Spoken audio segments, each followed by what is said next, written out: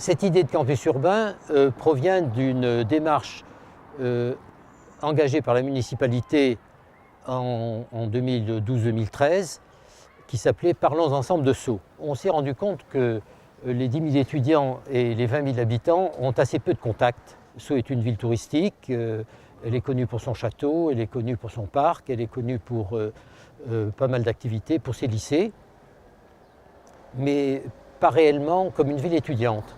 Or, c'est une ville étudiante très dynamique et la municipalité souhaite que les étudiants aient une vie le plus agréable possible à Sceaux. On montre souvent de l'autre côté l'implication de la ville dans la fac, mais je pense que c'était plutôt d'ouvrir les étudiants sur la ville qui fait beaucoup de choses pour nous, et puis surtout de permettre aux étudiants d'avoir une plus grande ouverture d'esprit et notamment de pouvoir développer leurs projets, leurs stages, toutes ces choses-là. L'idée est de faire en sorte que les étudiants ne viennent pas seulement pour étudier, mais qu'ils vivent le plus possible dans la ville et en particulier, ils ont permis de développer des établissements de restauration, des boulangeries, des commerces divers qui ont commencé à leur accorder des remises pour certains achats sur présentation de leur carte d'étudiant. Donc il y a déjà un certain nombre d'opérations qui ont été amorcées. La dernière mise en place, c'est l'ouverture de la cité universitaire juste à côté de la fac, qui est pour les étudiants, et j'en suis un exemple concret ayant vécu moi-même en cité universitaire en arrivant à la faculté, qui est l'exemple le plus concret de ce que la ville fait pour les étudiants ces dernières années à travers le campus urbain. Si les étudiants définissent de façon plus précise leurs besoins, la ville est ouverte et prête à à les aider avec l'aide des habitants. Ce qui, moi, me marque le plus, c'est la relation qui se crée entre les C1 ou entre les membres du conseil municipal et les étudiants, avec des rencontres qui sont à venir, des organisations de rencontres avec comme nous on fait du droit à Sceaux, des personnalités qui travaillent dans tout ce milieu-là, notamment dans le notariat, tout ça. C'est pour moi l'initiative la plus importante, c'est la rencontre entre des gens qui sont déjà passés par là, qui ont déjà fait les mêmes études que nous, et puis nous qui ne sommes que, si je peux dire, des bébés dans le domaine. Et donc je pense que c'est ça qui, moi, caractérise le plus l'initiative de ce projet.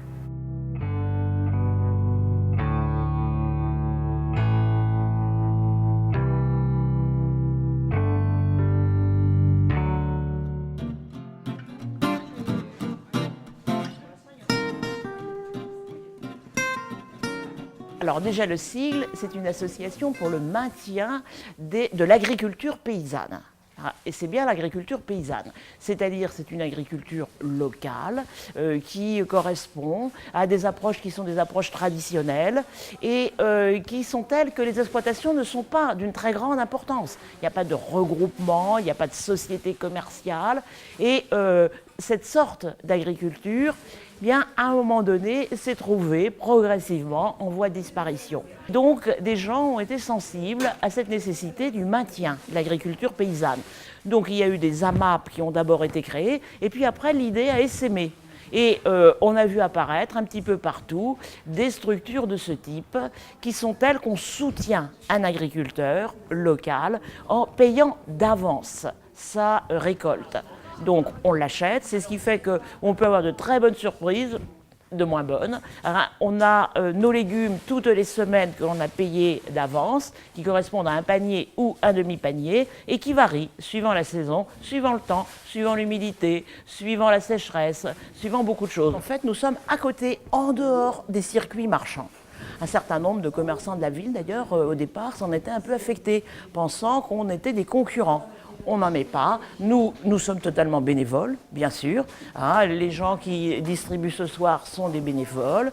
Et de ce point de vue-là, eh bien, c'est bien une démarche solidaire. En fait, pour moi, ce qui importe le plus dans le fonctionnement de la MAP, c'est la solidarité. Vous voyez, on distribue, c'est chacun notre tour, on est ensemble, et finalement, on n'a absolument aucun rapport avec le mercantilisme dominant. L'objectif, dès le départ, ça a été de donner le goût de la lecture aux enfants.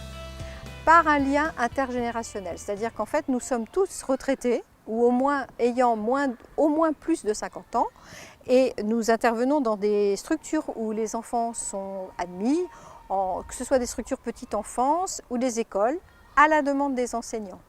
Nous intervenons beaucoup sur le temps scolaire, avec des petits groupes d'enfants. On essaye de ne pas dépasser 6 enfants par groupe, et nous faisons des lectures plaisir aux enfants, à la demande des enseignants. Et quelquefois, on est dans le thème de l'école, mais parfois on nous laisse complètement la liberté d'offrir des lectures diverses et variées aux enfants. Et le lien intergénérationnel est intéressant aussi parce que les enfants apprécient d'avoir une sorte de grands-parents qui sont bienveillants, qui ne sont pas dans l'évaluation et qui sont des lecteurs qui sont là pour eux, avec des lectures choisies pour eux. Les bénévoles qui rentrent dans cette association sont des gens de Sceaux qui ont envie d'être en proximité, c'est-à-dire qu'ils ont envie d'entrer dans les écoles qui sont autour de chez eux. Et le plaisir de rencontrer des enfants ensuite dans la rue, au marché ou ailleurs, qui vous sautent au cou en vous disant « Oh, c'est toi qui nous lis des histoires » et il y a le lien social qui se crée comme ça. Et puis cette initiative qui vient d'eux, c'est eux qui ont décidé de s'inscrire et de faire une formation aussi, puisqu'on leur demande une petite formation tout de même. Donc il y a vraiment une initiative personnelle des personnes qui deviennent bénévoles.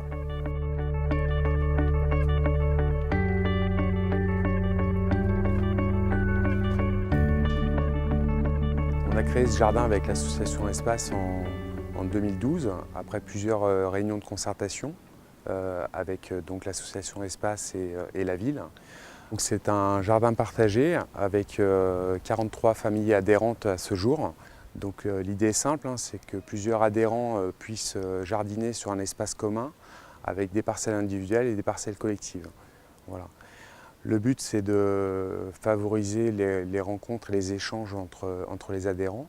On a monté déjà un projet de poulailler, on a monté des parcelles collectives avec le rond, avec une parcelle qui est le long du RER, un hôtel à insectes, on a mis des fruitiers en place également, pommiers, poiriers.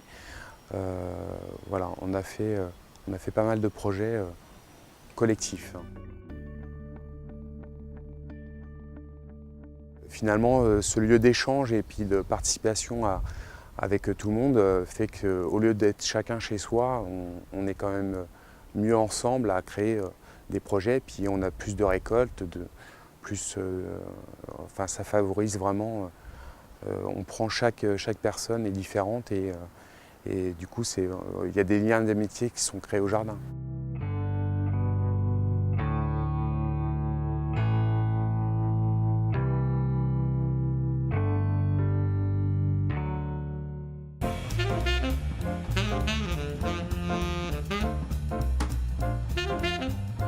Il y a 3 ans, j'ai exposé ces photos, enfin une partie des photos, à la mairie de Sceaux, sur le mur rouge. Il y en avait une 60aine, je crois. Et cette fois-ci, comme j'ai rencontré Dominique Paoluzzo qui m'a parlé de faire une exposition avec d'autres artistes, donc des peintres, des sculpteurs et photographes, je lui ai dit que j'avais des photos sur Sceaux et on s'est mis d'accord pour les exposer. Donc je lui ai montré en gros le genre de photos que je faisais, qui lui ont plu, et donc on a décidé de faire un livre. Les visiteurs de l'exposition ou les gens qui m'ont parlé du livre se sont reconnus ils ne sont pas forcément eux-mêmes en photo, mais se sont reconnus dans le livre. Ils ont reconnu, même si les photos sont anciennes, enfin pour certaines, ils ont reconnu leur Sceaux. C'est pas un Sceaux inventé, c'est le Sceaux que n'importe qui peut rencontrer quotidiennement. Je m'adresse d'abord à des gens qui sont disparus, comme mes parents, et puis ensuite tous les gens que j'ai rencontrés dans Sceaux, avec qui je ne suis pas forcément ami, mais que je croise et à qui je veux faire plaisir. Et là, je pars en voyage, j'emmène une dizaine de livres pour offrir, et c'est pas du tout en France, donc je pense que ça peut plaire à d'autres gens. Ok. Que j'ai dit n'importe quoi.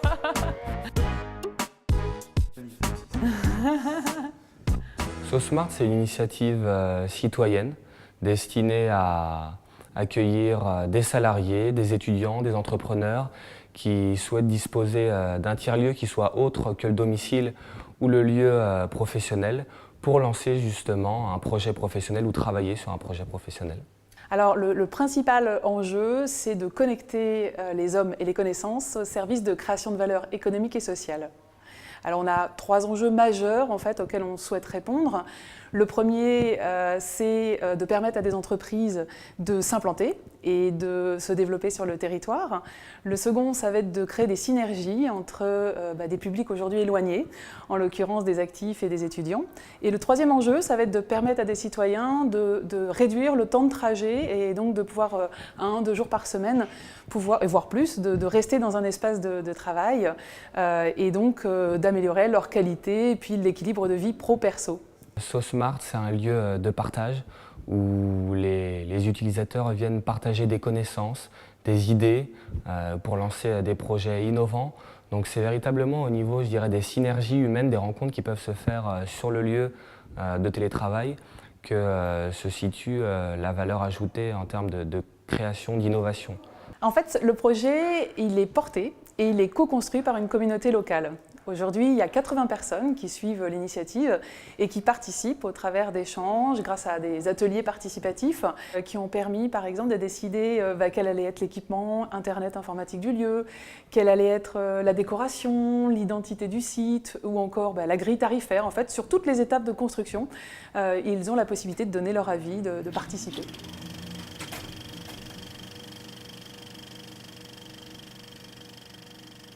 Le fait que les gens puissent se rencontrer et mieux se comprendre, c'est quelque chose qui nous intéresse beaucoup.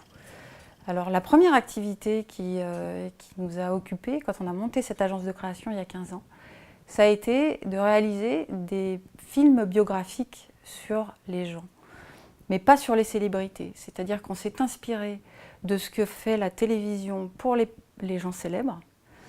On a beaucoup travaillé la technique de façon à pouvoir interviewer des personnes qui n'ont jamais témoigné sur leur vie et leur offrir le même confort de réalisation en intégrant des images d'archives, des vidéos anciennes, des choses comme ça qui permettent de valoriser leur message. Il est top avec son maillot une pièce, franchement.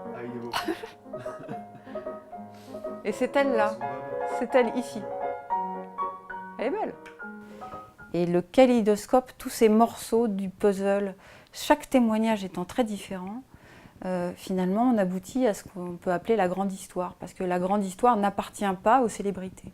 Ce travail sur les mémoires a tout de suite passionné la ville de Sceaux, qui a compris quel était l'enjeu du fait d'enregistrer et de consigner la mémoire des anciens.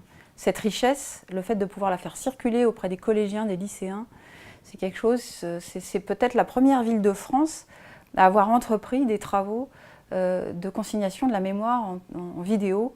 Et voilà, on a monté cette agence aussi pour être disponible vis-à-vis des gens qu'on croise tous les jours, vis-à-vis de notre famille. Et donc le fait de servir de relais de par notre activité professionnelle, de porter des valeurs qui sont la transmission de la mémoire, cela c'est, je pense, une démarche citoyenne.